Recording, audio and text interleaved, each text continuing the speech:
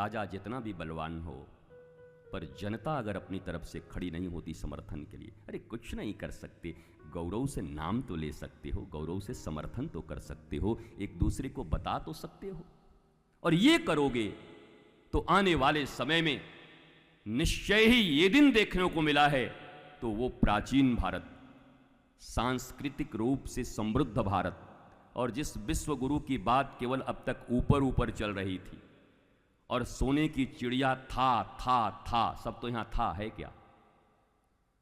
मैंने एक लेख पढ़ा द्विवेदी जी कि वर्तमान समय में सोने का सबसे ज़्यादा भंडारण इस देश में है। कई वर्षों के बाद विदेशों में जो सोना जमा होता है, सबसे ज़्यादा सोने का भंडारण हमारे पास है।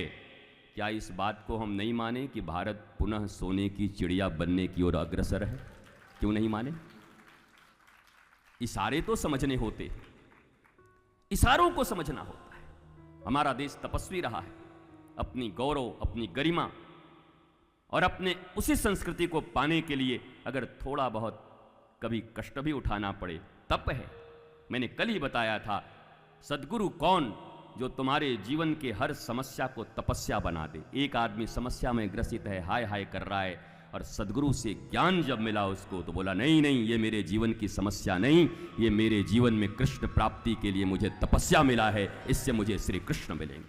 समस्या तपस्या बन जाए, और जीवन का यही धारा रहा है। कौन सी बात करते हैं आप? ये वही देश है जहां आरुणि नाम के गुरु भक्त रहते हैं, जो अपने गुरु की आज्ञा के ऊपर अपने आप को मिट्टी में गाड़कर खेत की पानी बचाने के लिए 10 गुरु भाइयों को भेजा था, 10 शिष्यों को। महर्षि धौम्य ने, जाओ देखना खेत का पानी बहने न पाए, क्योंकि उसी में जो अन्न होते हैं उसी से हम आश्रम वाले और हमारे यहाँ के जो गैया हैं वो सब खाती हैं। आरुणि अपने 10 मित्रों को लेकर गए गुरु भाइयों को। जब वहाँ पहुँचे तो पानी और मूसलाधार हो गई, तेज हो गई। तो 9 जो थे बोला चलो गुरुजी से पूछ के आते हैं, क्योंकि कितना भी मिट्टी डाल रहे हैं मिट्टी फिर बह जा रही है। आरुणि ने कहा गुरुजी ने एक बार आज्ञा दे दिया, पानी इस खेत से उधर नहीं जाना चाहिए, अब दोबारा क्या पूछना है।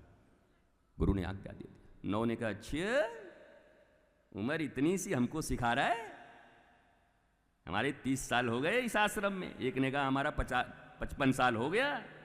एक ने कहा तुझे जन्म न लिया होगा तब से हम यहां पर हैं, जरा उम्र का कदर किया कर, नेक्स्ट गुरु मैं ही होने वाला हूं। 9 थे, 9 ने विरोध किया।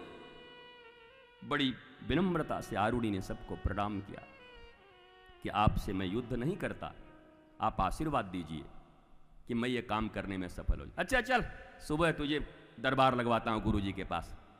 बहुत बड़ा तो सेवक बना हुआ है, सीनियर लोगों की बात नहीं सुनता है। आरुणि ने अपने आप को देखा कि कोई न कोई ठोस आधार चाहिए, तभी ये मिट्टी रुक पाएगी पानी में। खोजे, कुछ नहीं मिला। गड्ढा किया, अपने आप को लिटा लिया और ऊपर से मिट्टी डाल ली, पूरा मिट्टी। सुबह हो गए, प्रातः गुरुदेव उठे, सबको देखा, बोला आरुणि नहीं आया। बोला गुरुजी वही तो बताने आए हैं, जब पानी झिमझिम हो रही थी हम लोग गए थे, और वहां जाने के बाद मूसलाधार बारिश होने लगा। हम लोगों ने कहा कि चलो गुरुजी से पूछ लेते हैं, आपकी आज्ञा के विरुद्ध पूछने, हमारे कहने के बाद भी आपसे पूछने नहीं आया। ये आदमी लोग इंटरप्रेट गजब करते हैं, इंटरप्रिटेशन अद्भुत है। उल्लंघन वो कर रहे होंगे और 4-5 मिलके ऐसा बताएंगे जैसे उल्लंघन तुम कर रहे हो। ये समाज है, ये पढ़ाई है हमारी, इसी में हम पारंगत हैं, इसमें सब मास्टर हैं।